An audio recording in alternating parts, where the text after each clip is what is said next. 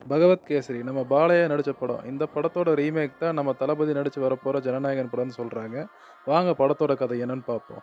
X police officer நம்ம hero பகவத் கேசரி சில ரீசன்ஸ்னால ஜெயில்ல இருக்காரு. அப்போ அங்க இருக்கிற ஜெயிலர் ஸ்ரீகாந்தும் இவரும் நல்ல க்ளோஸ் ஃப்ரெண்ட்ஸ். ஒரு ஆக்சிடென்ட்ல திடீர்னு ஸ்ரீகாந்த் இறந்து போக, அப்பா ஒரு பொண்ணு விஜய வளர்க்குற பொறுப்பு நம்ம கேசரி கிட்ட வந்து சேருது.